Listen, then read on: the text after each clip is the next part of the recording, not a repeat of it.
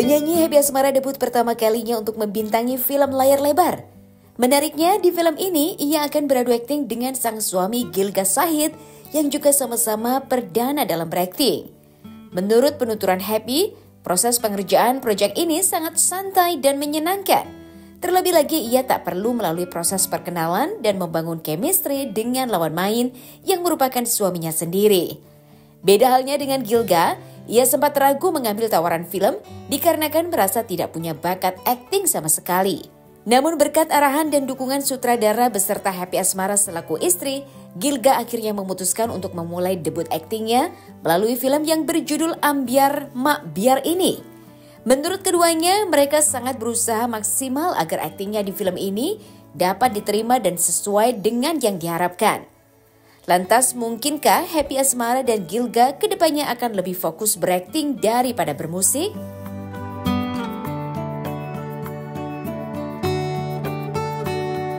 Seru banget lah pasti kan, karena kita nggak ada canggung-canggung, terus kita bisa evaluasi berdua, kita kurangnya apa, kita kadang sharing juga sama Om Puguk, Om kurangnya kita di mana, terus kita harus gimana kayak gitu.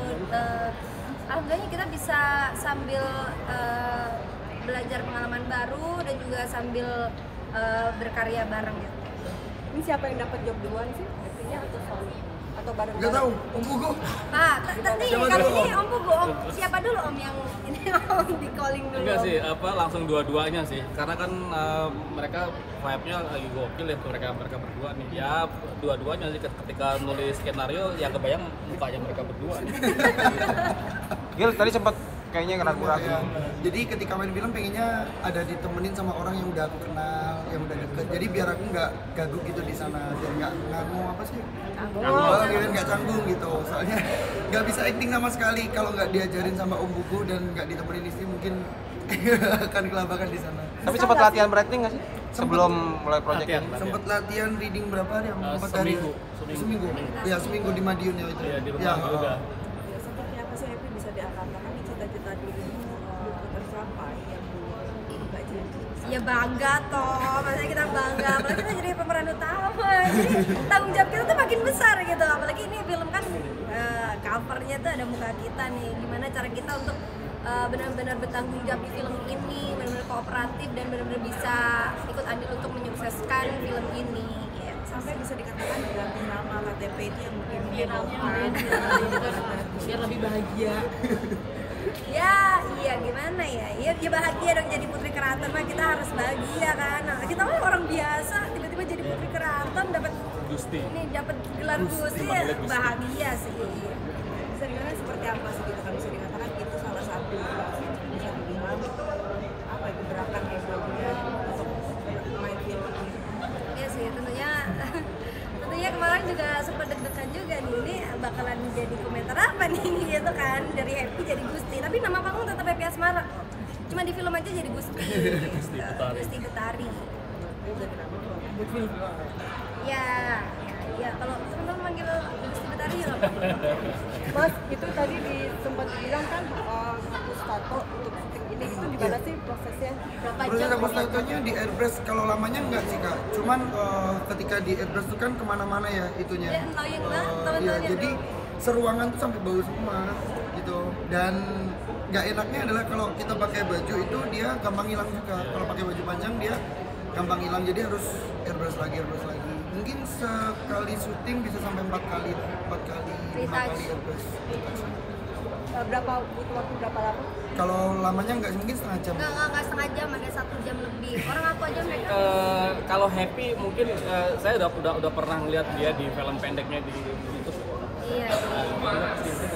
Ya Iya, sedikit, tapi itu komedi. Nah, itu terlihat keren. Kalau Gilga awalnya saya ragu, tapi begitu acting coach 1, 2, 3 hari, 5 sampai 6, oh ini ada peningkatan. Dan ketika di lokasi syuting, dia scene pertama dia main scene langsung berat, di mana dia masuk ke keraton, mencoba menerus keraton dan dia teriak kasihnya itu luar biasa.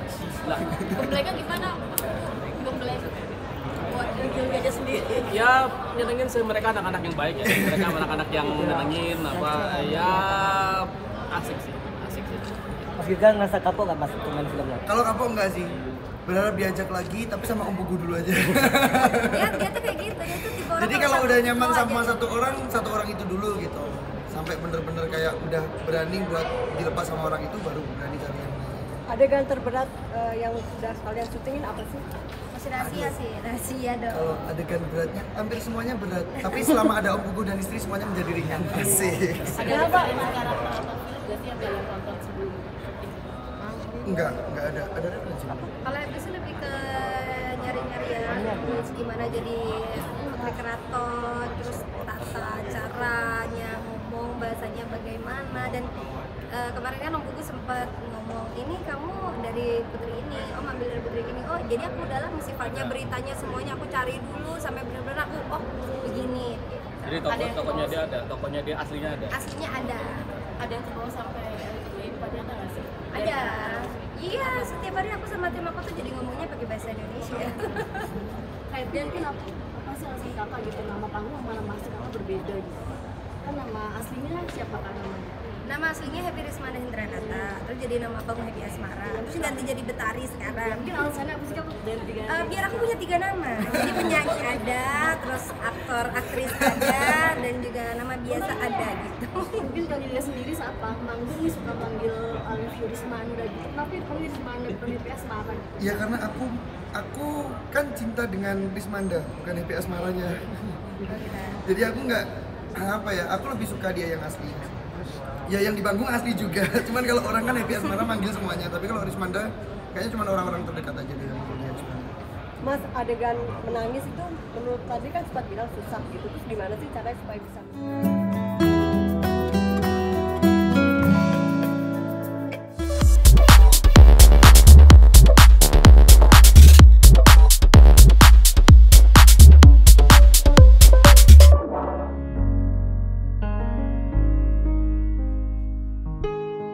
Penyanyi dangdut kondang Dewi Persik kembali mengejutkan netizen dengan mengunggah potret USG di Instagram pribadinya. Bukan untuk mengumumkan kehamilan, melainkan unggahannya ini bertujuan untuk membantah tuduhan yang mengatakan bahwa ia adalah wanita mandul. Pada awalnya wanita yang kerap disapa DP itu tidak ingin menanggapi gosip seperti ini. Namun akhirnya ia mengatakan bahwa tuduhan ini semakin tidak masuk akal dan membuatnya terganggu. Sehingga DP pun memutuskan untuk melakukan pemeriksaan kesuburan hingga mengikuti program IVF dengan membekukan sel telurnya untuk mempertahankan kemungkinan bahwa ia masih tetap bisa hamil di usia yang sudah tak muda lagi.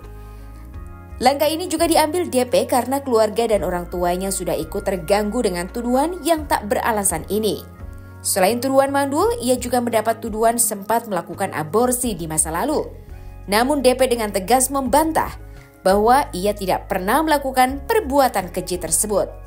Lantas, apakah benar menurut penuturan DP ada seorang wanita yang berperan di balik semua tuduhan ini? Awalnya itu aku nggak gubris gitu, biarinlah orang bicara apa segala macamnya, sampai bahkan di TikTok itu ada narasi sendiri gitu tentang hal itu, bahwa aku punya mantan suami, tapi mantan suami itu udah punya anak, tapi ketika dengan aku nggak punya anak gitu, sampai mereka bilang kan aku ada nyanyi kesini, terus mereka percuma bisa nyanyi, bisa goyang, bisa gini, tapi perempuan mandul, dan itu bukan satu gitu, tapi banyak, bahkan sampai di akun aku juga. Aku nggak blok gitu, aku tetap ada, mereka tetap ada. Terus mereka panggil aku, misalkan aku upload lagi nih yang aku goyang, aku show di mana, hey perempuan mandul, percuma, maksudnya lu nggak usah banggain diri lo gitu loh. Lu perempuan. Jadi satu itu, kedua sebelumnya kan pernah juga ada gosip yang katanya aborsi. Jadi aku nggak tahu itu siapa, antar akun itu bilang iya kan dia pernah aborsi, iya kan dia pernah dia kan mandul. Jadi tanggapan ya gitu. Terus udah gitu nanti dari fans aku mereka merasa nggak terima, mereka bilang kalau mandul mana bisa aborsi gitu. Jadi aku merasa terganggu akhirnya lama-lama. Akhirnya aku memutuskan untuk IVF gitu, karena memang aku salah satunya dengan usia aku yang sekarang masih belum punya pasangan yang pas buat aku, sehingga aku ingin punya anak. Kan orang karena aku, mohon maaf, aku tidak paham, belum terlalu paham tentang agama. Jadi ketika kalau kata Ustadz itu kalau orang yang mandul itu adalah orang yang memiliki anak tapi dia tidak bisa mendidik anaknya dengan baik, dia tidak bisa menjadikan anaknya soleh-soleha, itu adalah wanita mandul. Jadi bukan karena dia tidak bisa melahirkan atau dia tidak memiliki anak dari rahimnya, itu kalau menurut agama Islam gitu yang aku pelajari gitu. Nah di sini aku pernah tanya Ustadz, sedangkan aku sehat tapi pada waktu yang dulu kan aku memang tidak menceritakan apa yang terjadi dalam rumah tanggaku, sehingga memang aku tidak punya planning untuk mempunyai anak dengan suami-suami terdahulu gitu. Nah kalau sekarang tiba-tiba mereka ngatain aku perempuan mandul, aku manusia biasa. Ada sisi mental aku yang mungkin lagi capek, apa sih nih orang nggak banget gitu loh. Akhirnya aku datanglah ke dokter, terus aku cek kandungan dan yang lain-lain, sampai aku punya perasaan kayak gitu, apa gue mandul bener ya gitu loh. Sampai ada di fase itu ya. Iya gitu. Kenapa? Maksudnya karena memang kan kalau aku ngetes dengan laki-laki kan aku nggak punya suami, ya kan, jadi aku bingung gitu. Karena ketika dengan suami pertama sudah pernah waktu itu kan pernah guguran, terus tapi habis itu aku punya trauma yang nggak bisa aku ceritakan, akhirnya aku tidak mau memiliki anak. Sampai aku ini mandul apa nggak, saking banyaknya orang yang ngatain aku perempuan mandul gitu. Dan akhirnya aku coba cek ke dokter, akhirnya aku mencoba program IVF dengan usia aku yang 38 supaya aku bisa menaruh sel telur aku di usia 38 misalkan. Ternyata aku memutuskan untuk mempunyai anak di usia 40 atau di usia 45, aku masih bisa dengan sel telur aku yang di usia 38 tahun. Nah, dari situlah nggak ada salahnya aku freeze egg, mengikuti program freeze egg untuk memfasilitasi telur aku supaya aku mendapatkan janin-janin yang soleh-soleha di usia masih muda. Nah, akhirnya aku kerjasamalah sama salah satu rumah sakit waktu itu di Brawijaya Mother and Children. Itu boleh diwawancara mereka sampai aku berulang-ulang, bener kan dok, aku nggak mandul kan, sampai pertanyaan yang seperti itu. Jadi alhamdulillah kan ada 7 telur yang sudah aku taruh. Nah ketika kita melakukan program IVF itu sudah menandakan bahwa kita itu sehat, subur, kita tidak mandul. Yang dikatakan mandul kan apabila tidak ada sel telurnya, terus tidak punya rahim gitu. Jadi aku merasa agak miris gitu, apalagi yang bicara itu perempuan. Dan pernah juga ada salah satu perempuan yang sok paling tahu tentang kehidupan aku, dia ngomong tentang aborsi lah. Terus aku tanya, kalau memang itu benar aborsi di mana? Orang sekelas Dewi Persik tipis aja jadi masalah ya gitu, apalagi sampai aku melakukan aborsi gitu loh. Itu kan bisa jadi polemik, bisa jadi bahan buat mereka untuk menjatuhkan aku dan yang lain-lain. Nah maksud aku please lah, kalau memang tidak pernah tahu tentang urusan pribadi orang, apalagi ini wanita yang berbicara, jangan sampai kayak gitu. Support woman. Jadi aku sangat miris sekali karena jujur secara pribadi walaupun mereka bilang mentalnya aku kuat, aku tetap kadang-kala ada di fase yang sehingga aku bertanya sama dokter, dok aku nggak mandul kan, sampai sampai ada pertanyaan seperti itu. Mami, tapi keluarga gimana, tersinggung nggak? Karena kan perkataan itu mandul itu tuh benar-benar bisa menyinggung, bukan hanya jujur agak mengganggu awal. Salah satunya adalah makanya kamu cepet nikah terus punya anak. Itu kan jadi kayak agak jadi kemana-mana ya, ngerembet. Itu yang membuat aku tuh jadi nggak nyaman akhirnya. Belum apalagi yang bicara itu mami aku nih.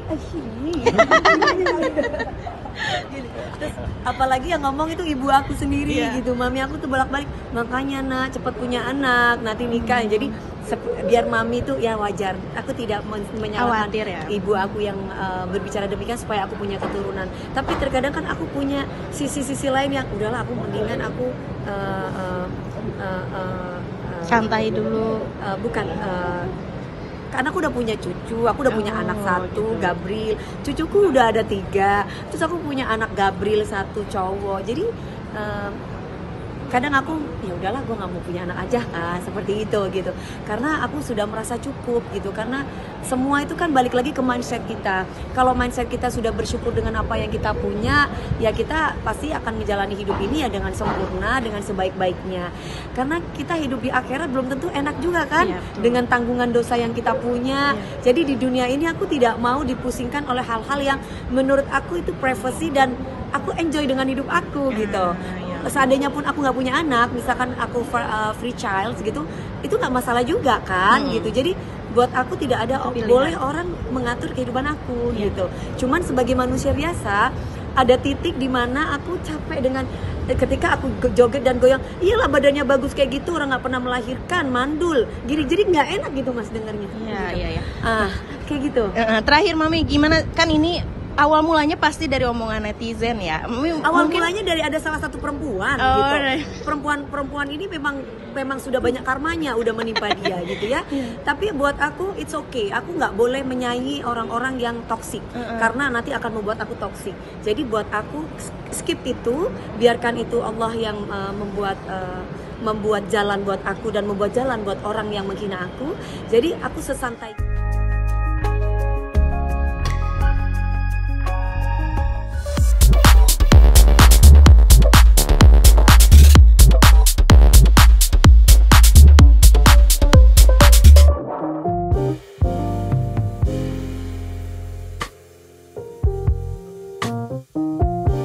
Selebriti Irfan Hakim mengabarkan bahwa putri sulungnya Aisyah Hakim tengah mengikuti PON ke-21 pada cabang olahraga berkuda sebagai perwakilan dari DKI Jakarta tahun ini.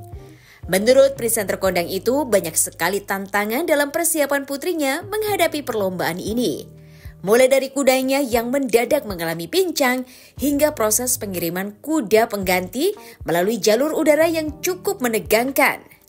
Selain itu, Irfan juga mengatakan bahwa Aisyah sangat berusaha keras agar dapat tampil maksimal hingga sempat terbang ke Jerman untuk mendapat pelatihan bersama tim profesional di sana.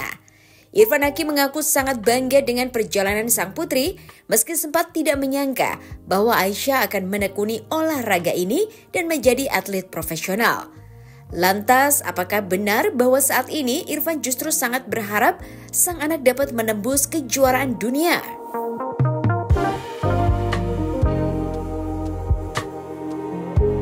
Dan buat tanding kuda nanti di PON 21. Jadi Aisyahnya pergi hari Selasa bersama atlet-atlet lain dan atlet pendamping yaitu kudanya itu hari Rabu kemarin. Jadi itu mendebarkan sekali karena dikirimnya juga pakai pesawat Boeing.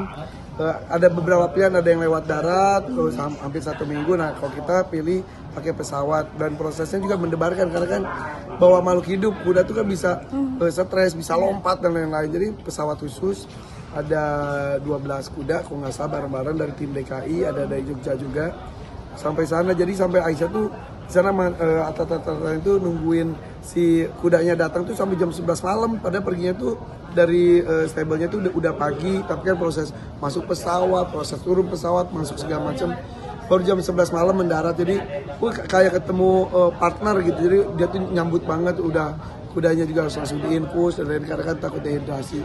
Jadi sekarang per hari ini nih hari Jumat Aisyah mulai latihan dengan kudanya karena kan beda situasi, beda lapangan, beda suhu, itu harus ada penyesuaian lagi. Jadi kalau untuk cabang olahraga kuda itu memang yang berjuang itu si atlet itu berdua bersama dan kudanya. Gitu. Jadi kan kemarin itu Aisyah tuh mempersiapkan 2 kuda untuk PON ini, tapi 1 kuda tiba-tiba pincang, ini emang ada-ada aja. Pas si yang Himalaya nggak jadi pergi, akhirnya yang pergi itu Jedina. H-2 mau pergi Jedina, beatnya itu yang buat di mulutnya patah. Sementara itu tidak ada di Indonesia. Aduh, kita tuh pusing nyari ke teman-teman, nggak ada. Ini ada yang mirip. Dan itu tuh kalau beda beatnya tuh dia risih lagi, harus penyesuaian lagi. Alhamdulillah sudah. Jadi kita tuh sama gini, ini ada-ada aja sih tantangannya gitu. Tapi ya mudah-mudahan semuanya diberikan kelancaran. Jadi nanti doakan tanggal 16 September itu hari Senin tanding beregu itu kan DKI Jakarta saya. Beregunya tuh 3 orang, masing-masing provinsi itu 3 orang, jumping 1 meter. Nah dari beregu itu nanti akan dipilih 2 terbaik dari 3 orang tersebut untuk tampil dan tanding di hari Rabunya tanggal 18 itu untuk kelas perorangan. Itu ya mudah-mudahan yang terbaik guys. Selama ini beberapa hari itu gue doa terus mudah-mudahan diberikan keselamatan.